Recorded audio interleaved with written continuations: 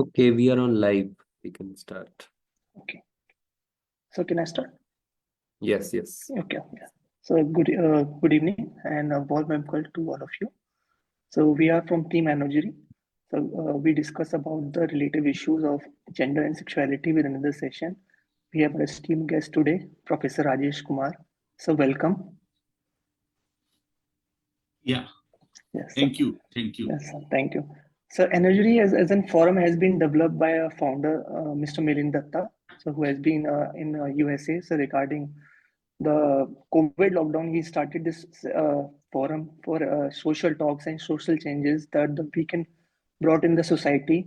Because deliberate discussions about things lead us to the consensus building and to native land as well as and originally the meaning is the only that the love for the native land. So it developed as a forum to talk about the social issues that has been in our society and to in a form a consensus way to kind of streamline the issues and bring a consistent solution regarding this. So it developed as a forum for social change, leadership, as well as entrepreneurial changes. So we have today our esteemed guest, Professor Rajesh Kumar. Sir, a very welcome to you. So sir has been serving as an professor, senior professor regarding the education of online and adulting and life continuing. Sir has been an area of specialization in population education, adulting education, as well as specialization in elderly generational gaps, as well as the transgender communities' rights. Sir has been in scholarly work in many of the forums regarding many books and many monographs have been done by Sir. Sir has been also the recipient of prestigious DAAD scholarship from Wurzburg, Germany.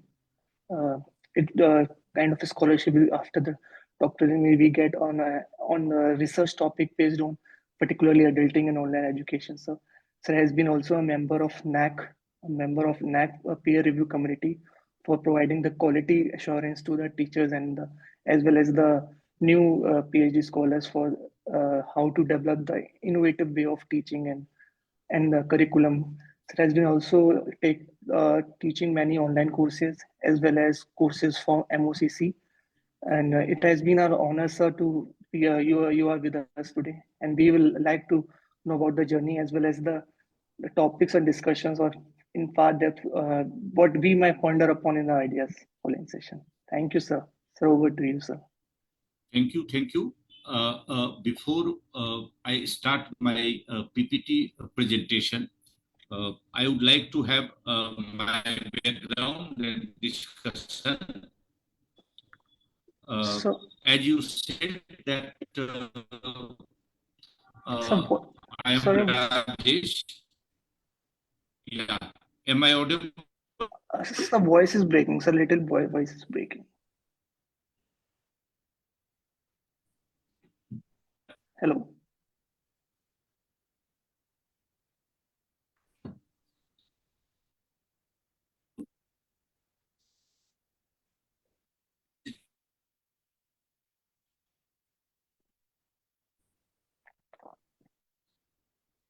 Try to.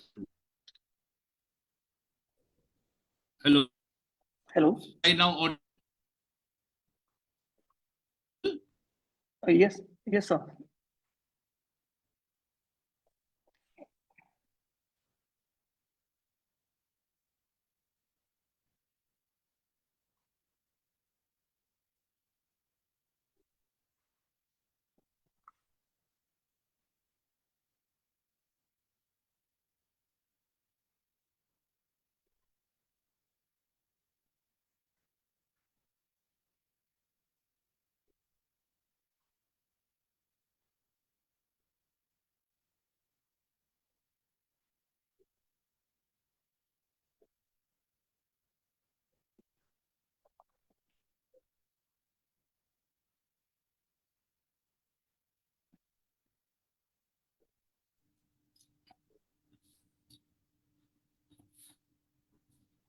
Hello.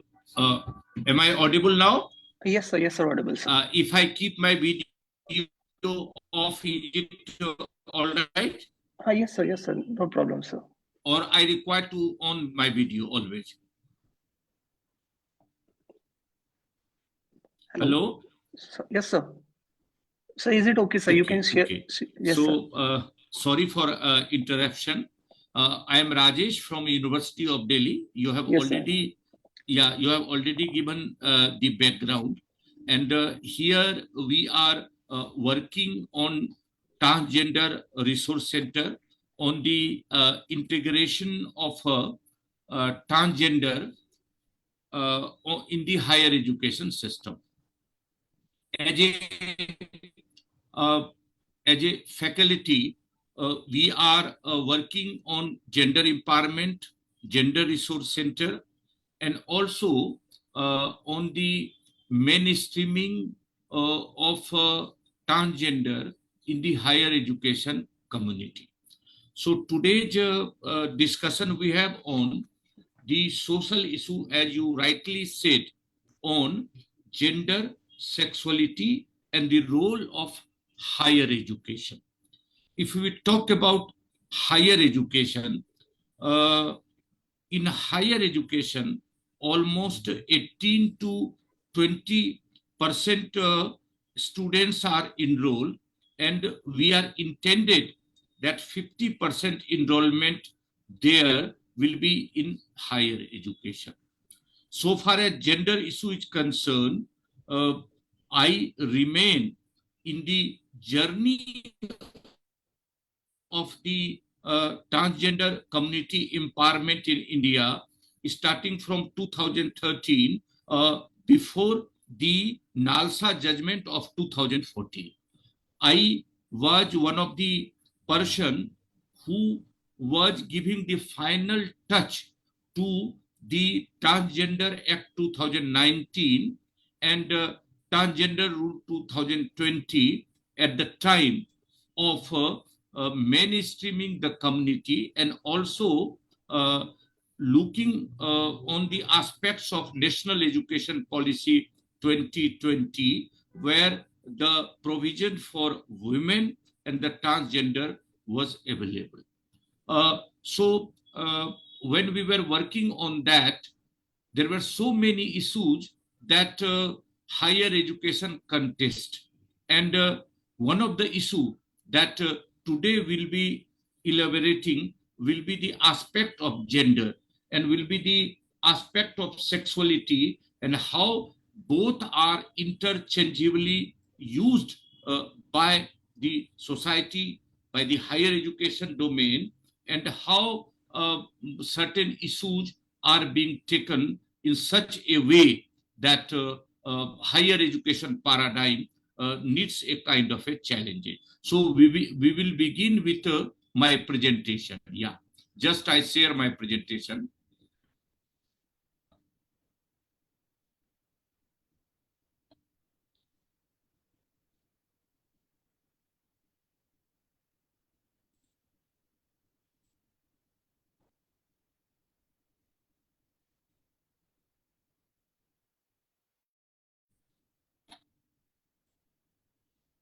Yeah. So what we say that the issue that we are looking today is on the aspect of higher education domain and gender and sexuality. And we say that higher education institutions play a pivotal role, a critical role in shaping individuals' understanding of gender and sexuality. And this presentation, by and large, explores the complexities of the concepts and their impact in the academic landscape. We will also delve into the gender disparities prevalent in higher education institutions, and the need for inclusion and equitable learning environment. Uh, when we see gender issues in higher education, we take into cognizance the gender disparity and underrepresentation of women and transgender in the society. Despite significant progress, the gender disparities persist in higher education. Women, particularly the marginalized communities, face systematic barriers to access and success in higher education. These disparities can manifest in unequal access to resources, funding opportunities, and leadership positions. While underrepresentation of the women and transgender is concerned, the underrepresentation of women and transgender individuals in science, technology, engineering, and mathematics STEM field is a significant concern for all of us. This lack of diversity limits innovation and perpetuates gender stereotypes in the crucial areas of this study. Now, we question many times, what is gender? It is a socially constructed concept that encompasses the behaviors and identities associated between male, female, or binary. It is a distinct from sex, which refer to biological character. Gender can be fluid and change over time, reflecting the dynamic nature of social norms and personal experiences. While we see the broader, some of the significant differences and how people perceive, which we will see in certain slides by repeating the issues, gender by and large is said that it is self-generated, while so far as sex is concerned, it is inherited and associated with the birth. Same or complex. So far as gender is concerned, sometimes it is a complex understanding, while sex and transgender, third gender, we used to have the terminology. Gender, so far as concerned, is comparatively easy to change. So far as sex is concerned, it is understood difficult to change. In gender, we have a social construct, and in sex, we have a biological construct. Gender role can be changed, changing domain of the gender, and sex role cannot be changed. Gender is flexible, sex is inherited by birth. Understanding the distinction while continuing both, we see that between sex and gender crucial for fostering inclusive and respect. Gender encompasses a spectrum of identities, expression, experiences, while sex is based on a biological characteristics. While sex is generally fixed at birth, gender is fluid, as we said, and dynamic aspect of individual one's identity. While debating on the terminology, we say that sex is determined biologically, factors of XX chromosome, XY chromosome, and hormonal patterns. Intersex individual may exhibit characteristics that do not fit neatly into the binary category or male or female. Gender, if we take on the other hand, is a social and cultural construct, encompasses roles, behavior, and identities associated with male, female, or non-binary. It is shaped by the social norms, societal norms, expectations, and individual experiences.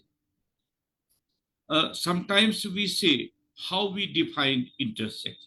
The term intersex refers to individual born with sex characteristics that do not fit typologically typical binary male or female.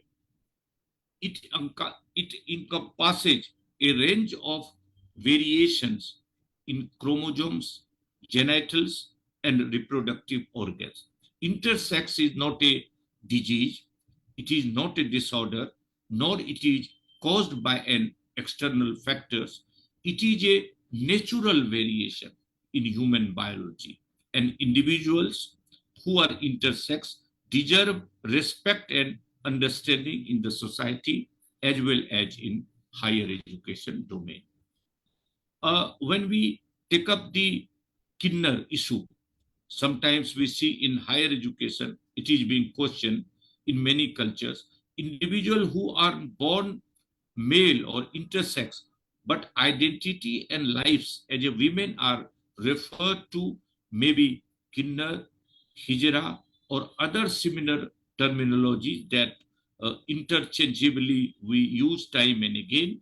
These communities have long understanding, traditions, and cultural significance, often playing important roles in religious ceremonies and social life.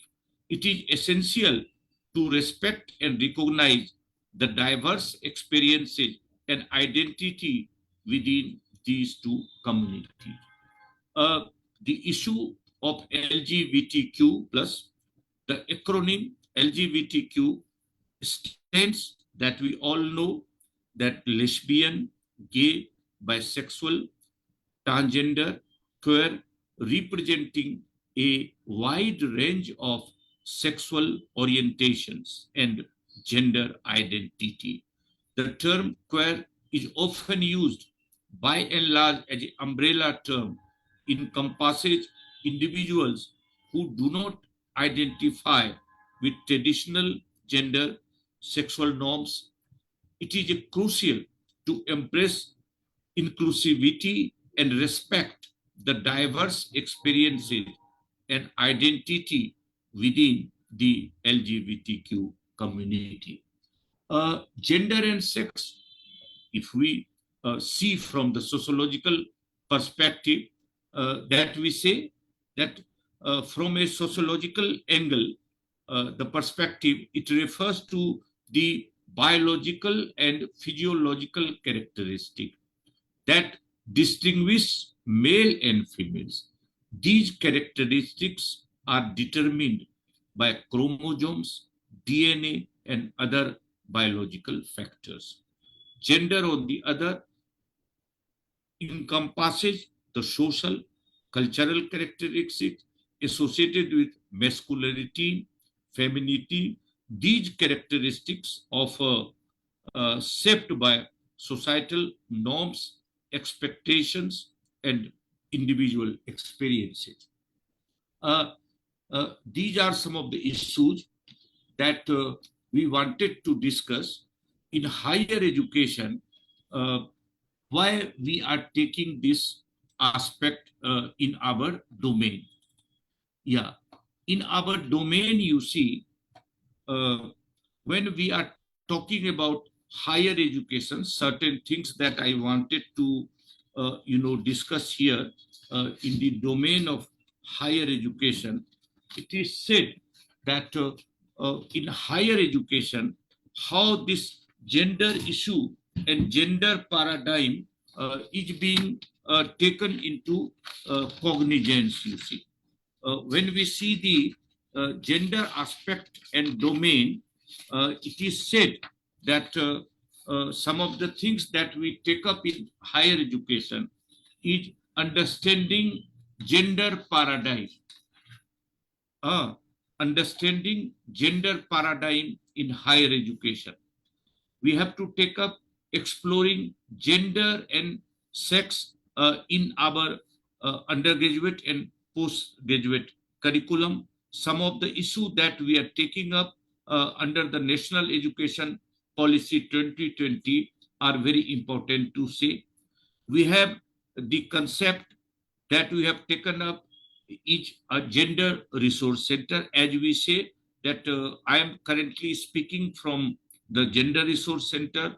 We have a transgender resource center where the counseling and guidance, mentoring of the transgender women are being taken up at the level of counseling, guidance, mentoring at the formal, non-formal, and informal level of learning, covering the marginalized sections of the society in higher education under the domain of extension and community outreach, where the highly vulnerable population, such as the commercial sex workers, such as the transgender, such as the migrant population, such as the elderly population, such as the LGBTQ, all are being given the opportunity through the community learning center, through the extension domain for the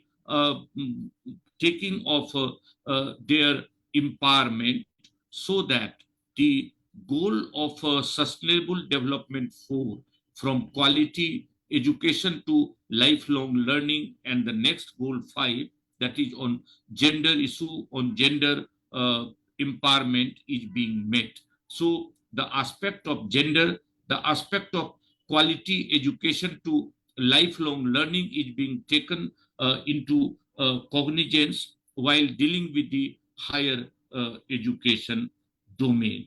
And one of the important paradigm that I said that I wanted to explore, that here time and again the challenges that higher education face, that in spite of the legal battle on for the uh, transgender community, the NALSA judgment and uh, Transgender Act 2019 and Transgender Rule 2020, the perspectives of understanding of gender and sex, the perspective of implementation of the Act and the rules, the perspective of education and employability, their engagement and involvement under right to education are marginalized, and that marginalization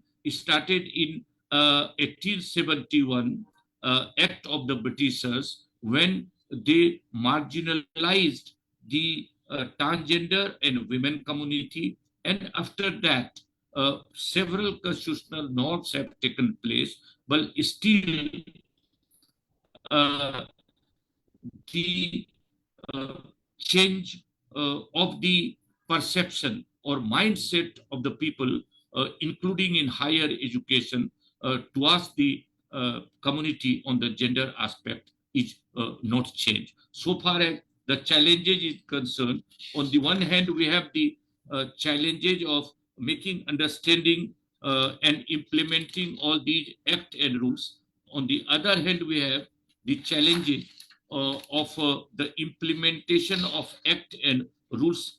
In that case, what is required is to have the exploring the act and rule, exploring the domain of gender access in the context of higher education, and also initiate training and education of the higher education induction program of colleges and university on the one hand, and human resource development cell, where the orientation and refresher courses have a compulsory training of the different categories of teacher, must have the session on gender, sex in higher education, must have sessions on transgender, gender issues. Sometimes it is done, but not on a compulsory basis. So the domain of training, education, capacity building remains one of the aspect of the challenges that the administration has to take in a session, and then also the engagement with the curriculum development. In the credit courses, we have to take up this in the discipline kind of a courses, or maybe in the ability enhancement courses, so that the higher education domain, the demographic dividend or youth who are facing the challenges in the formal system and through the formal system learners to the non-formal and informal learner, the issue can be dealt upon. And it will be possible only when, because higher education, the primary stakeholders takes up the responsibility of undertaking researches, empirical researches, ethnographic researches, action researches, experiential learning, case study, uh, taking up success stories, so that we have a sufficient kind of a materials, learning materials, print as well as digital, audio, visual, are generated to make the understanding the differences between the gender domain, between the sex, and how the development and how the role of the University Grants Commission, the public-private deemed to be university, the foreign universities are already likely to join our system. So all, uh, type of universities through networking and partnership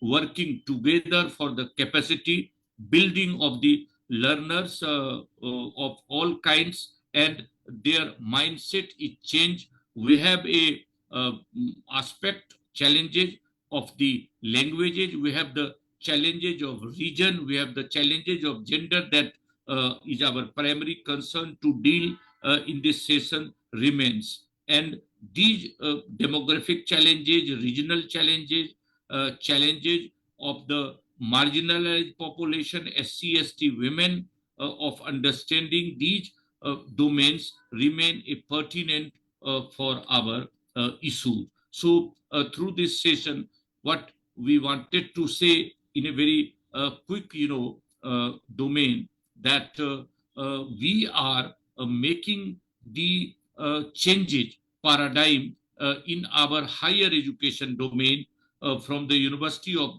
Delhi, the largest central university in our public domain system, a system of university of national importance, which has the prime responsibility, which has come through the Act of Parliament before the University Grants Commission established, to make the rural population, to make the ST, ST vulnerable population aware on the differences, sociological, biological, anthropological, psychological domain of the gender issue, of the sexuality, in such a way that our formal education system becomes capable of informing the learners of non-formal education in such a way that it becomes pertinent for their learning, undertaking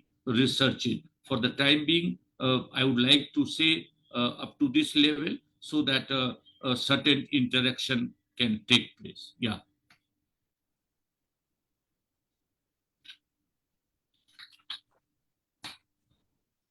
So, sir, regarding this transgender issue, so the scheme of PM Dash and Smile Foundation, has there been any any drastical impact on the transgender community in the ground reality, sir? What I see, that the legal battle is by and large on. We have the legal domain, whatever the challenge is. But if we see the social domain, educational domain, cultural domain, it is yet to be achieved in our system.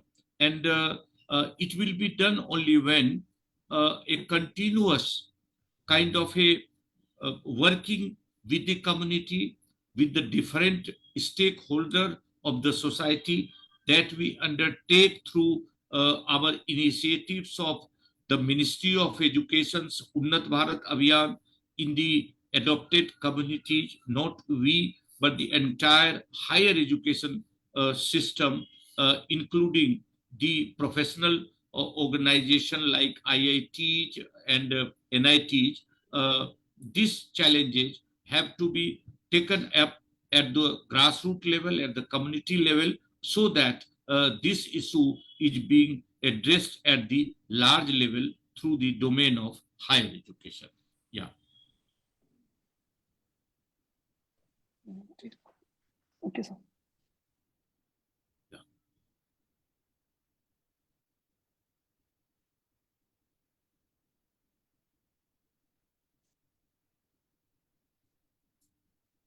Anything else to discuss? No, sir. So regarding this, so you can continue, sir. Okay, okay. So I want certain interactions if it is possible. Yeah, yes, sir. Surely, sir. Yes, sir. Yeah. If anybody has any query to ask.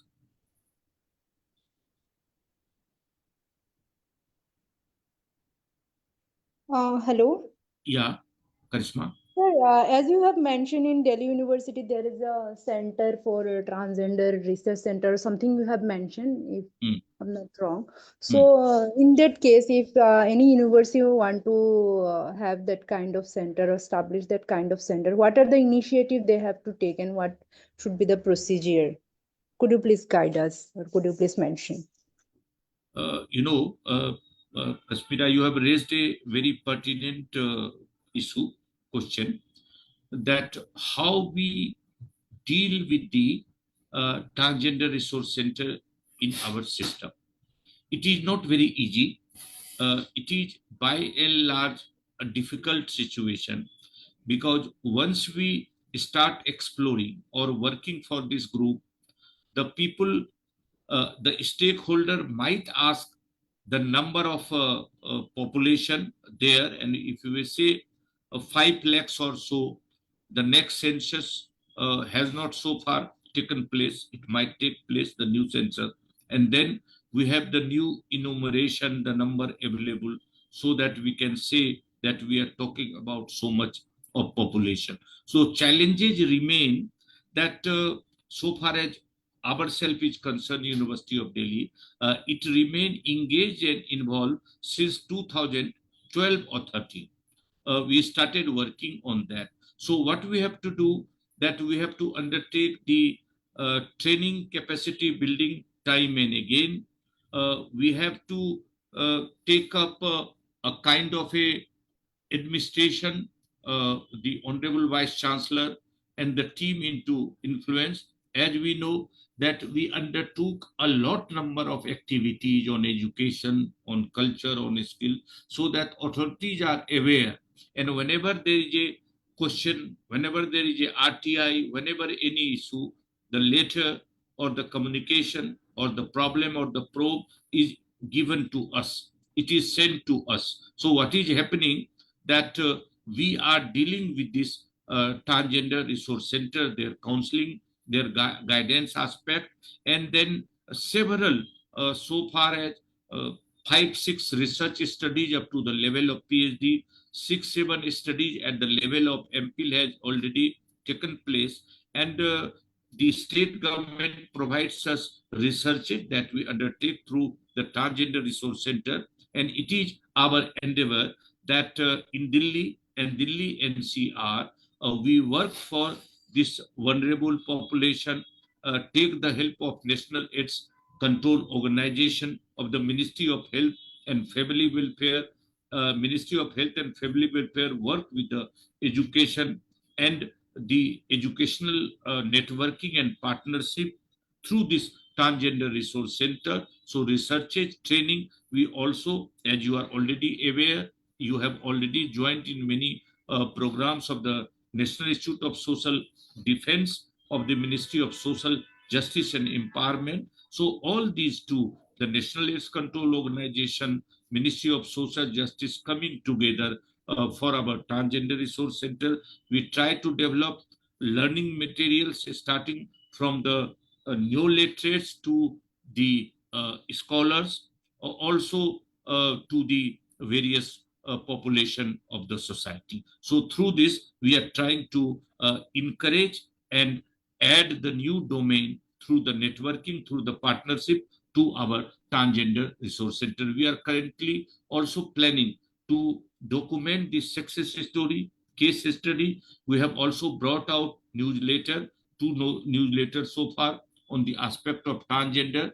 We are in a position to compile the success stories, case study, so that large number of people are becoming aware on this domain. So through this, Kasmira, we are working out. Yeah, thank you.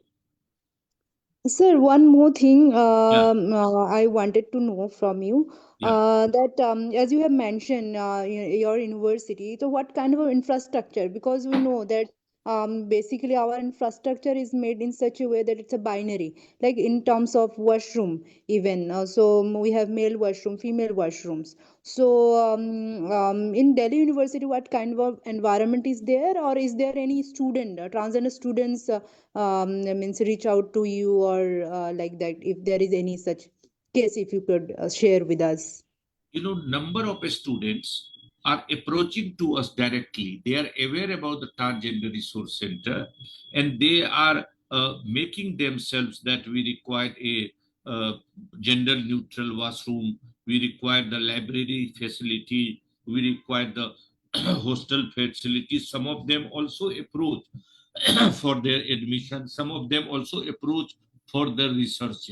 We see that they have developed the confidence and they have started doing so. So I would also like to admit that sitting here from University of Delhi, today also I wrote a letter to our Honorable Vice Chancellor that the gender neutral washroom or the liaison officer, or there are several issues that yet not available in such a manner that we say it is sufficient to handle their issue. So in this case, I requested him to meet and appraise the situation that the community is facing, and we are working a lot for the change of perception of other genders who need to be further, aware about that, because their perception, stakeholder of other genders' perception is very, very important for all of us, you see. Yeah.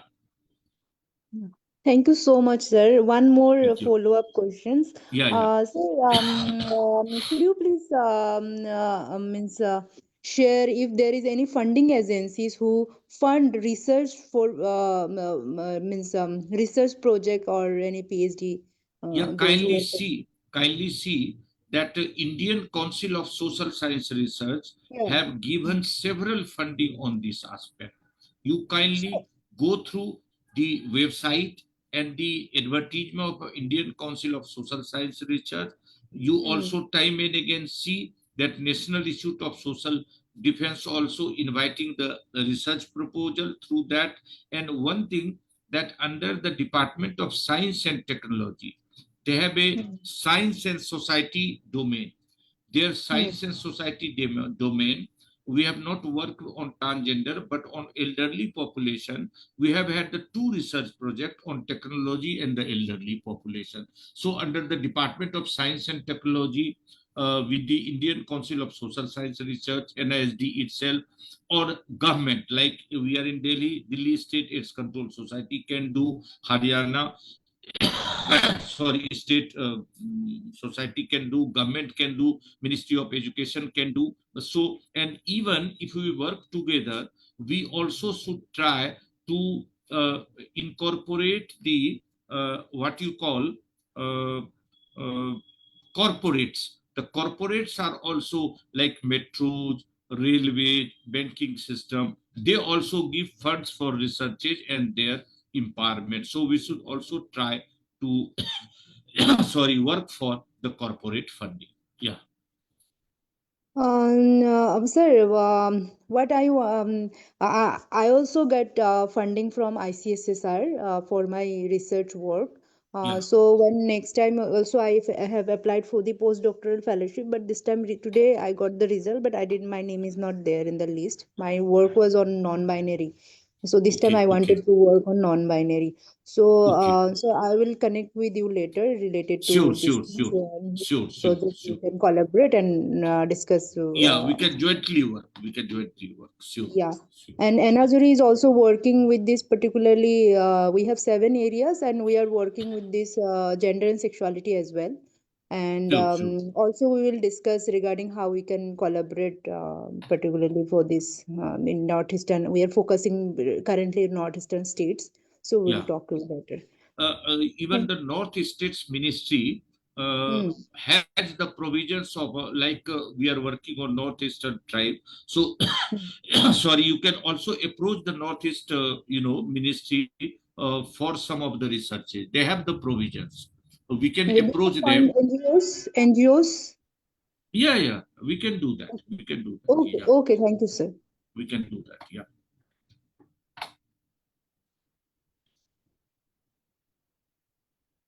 Is it all right?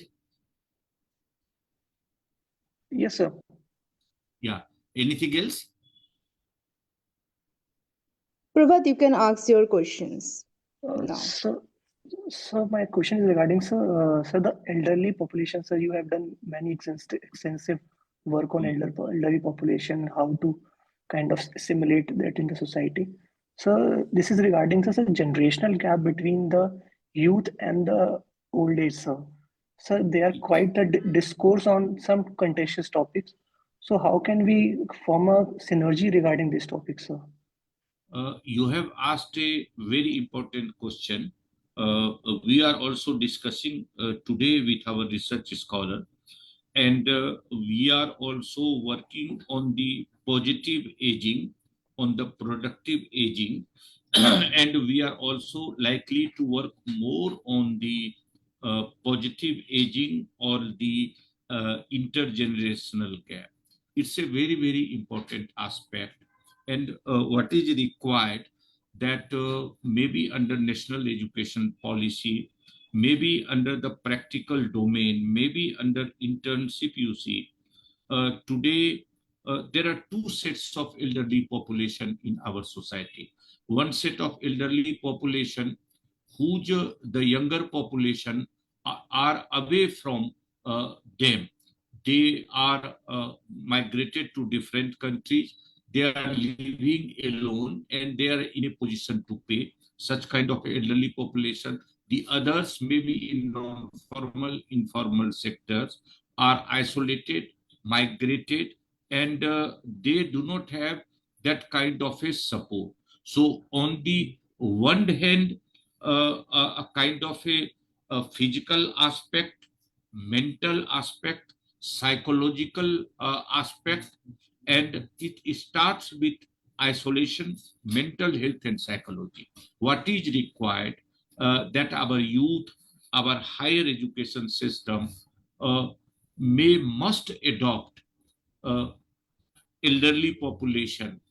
We must work with the kind of a elderly population with one or two, and it should be the part of our credit also. I remember it is said that in one of the country, like our passbook, they have a time bank, and under the time bank, suppose uh, uh, some elderly during the youth period have worked for 100 hours for the benefit of the society, for the elderly, for social causes. So in his time bank passbook, 100 hours is given. And through the system, once that person required, after being elderly, after being not able to help himself, herself, these banks is capable of transferring his 100 hours to his personal domain so that they are able to do. So country like us, who is aspiring for Viksit Bharat, the country like us, who is in 21st century, the number one country in terms of population. And currently we are having the demographic diverse of young population, but we must mind that within 10, 12 years, very fastly, the elderly population will increase. It is already increasing. So this intergenerational gap in education, in understanding, in perception, it is required. And today itself, one of scholars said that, sir, here retired people are coming. They are sometimes investing their time like health center and other places, and they do not have even a place to sit, to read, to deal with the financial. So universities, public, private, deemed university must have provide a respectable place where the elderly can come, interact, read newspaper, chat, and see linked with the other opportunity. I remember China has a university of elderly population, separate university for the elderly. That is not required, but intergenerational, learning through the course and curriculum, through the researches, it is the need of the hour. And you have touched a very important aspect that I am not able to stop myself. And I must say that lot many things need to be done on that domain, and yet issue is done. And in future, this aspect that you question, it will further increase if we are not able to widen the gap between the youth and the elderly population. Yeah. Yes, sir. Thank you, sir. So regarding this. Thank you. So, yes.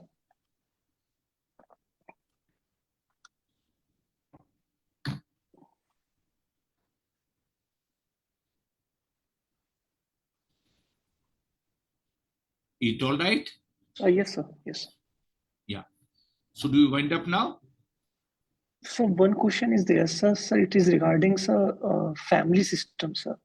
So can I ask Yeah, this? yeah, yeah.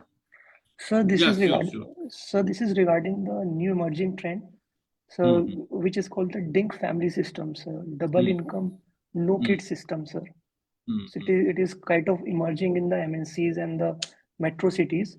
So mm. can we see it as a trend of dissolution of social structure of family, marriage, kingship, or lineage, we can say? The issue, the question you asked, Yes, I sir. faced in Germany when I was there to teach the German student. I taught the Indian perspective, and I asked them, the German youth said the same question to me, that this is the situation, that they do not want to marry, or they do not want to have the children, or they say that they have more, diverse population, more we have issue related to marriage and no child. Here also, sometimes I remember when you ask my son who is in technology, he said that, do you think that I will able to provide you support when you need as an elderly population? He said, no, I can give you some money, but physical, I can give you mental support, but physical support will not able to say. I have mother with me, and I say, perhaps you are the last generation who is getting all kind of physical, mental support from me. Fortunately or unfortunately, I, or after that, the next generation will not be. They say that now the government system is shrinking. People are working in the corporate or industry. They are working like machine, and machine is taking all kinds of form. We are into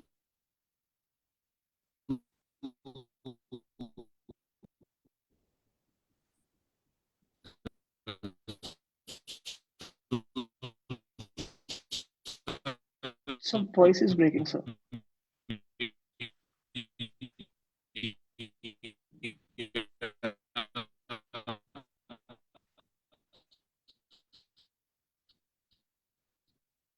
we are not into the family business. So we are losing the interest. We do not find time for kind of a sport, working together. So admit that so far there is no answer to this. The time will say that, but the challenge is, you are very right, That challenge is with us that we are facing. Yeah. So because regarding this now, so recently there was a survey. So the 2047, the year we have specifically said, because the most of the population will be old by then. So how do we deal with the Yes. 2047 afterwards, the population, how to deal with that management to kind of elevate the demographic dividend of India? So this was regarding a survey, sir. So the most of the metro cities, they have found this study, sir. Yeah. Hmm. No, even in rural, if you go to rural area, you will find that elderly population are there. There is no, younger population. They are migrated from here or there, and they are working and maybe going to their place once in a year, after 2 years or so. And some of them have deserted their elderly population also. Even the middle class. Earlier, this was a trend only in the higher classes. Now it is happening to the lower class. We see in our community in Delhi itself that elderly population are feeling isolated. We have seen in a case, Rohini, where I live, that one elderly population was virtually living for years on the road, and he was a pensioner. And it was said that when the day of pension were coming, his family members were coming with pant and suit and taking him to the bank, signing and taking all the money. And then, as a Vega man, he was he met me so many times trying to impress by speaking English. Sir, give me 5 rupees, give me 10 rupees, speaking very good English. And thing is that as a elderly, deserted by the family itself, such a person who is a pensioner, what to talk of others who are economically, not dependent on others. So it's a serious situation, maybe the evils of the globalization that is happening in our society. Yeah. So the problem is that, sir, we have also not kind of developed that ecosystem, sir. So Yes. Japan, whatever we say, but they have developed a very good ecosystem regarding the kind of how to deal with the elderly population. They have a very good system, sir. So matlab, after the certain age, the whole state kind of help or kind of elevate the elders in the Japanese system, sir. So I think we also need a policy framework in this regard also, sir. You know what is required? That in our democratic system, the elderly population has to be together and ask seriously to different political parties to have this in their manifesto, and they seriously work out at the time of election that their elderly issues are being addressed seriously. Yeah, our policy is there. There are certain things they are there, but it is insufficient, and the magnitude of problem is more and more it is increasing. And we are sitting here in the higher education domain. There is more need to work on that aspect, you see. Yeah. Okay, sir. Yeah. Thank you, sir. So regarding all these Thank you. ideas Thank to you. ponder upon, sir. Thank you. Thanks a Yes, lot. sir. Thank you. Thank you. So can I sum it up, sir? Yeah, please, please. Yes, sir. Please. Yeah. So thank you for all the active participants to kind of enlighten this evening with us. And sir has probably put the details and all the ideas to ponder upon. So what we need as a society to evolve, what the kind of areas we have to look upon. And the energy will always be looking forward to such ideas. We hope to bring up more future sessions regarding this and stay updated to all the sessions on Facebook regarding energy. Thank you, sir. Thank you, ma'am. Thank you. Thanks a lot. Thank you. Thank you, sir. Thank you.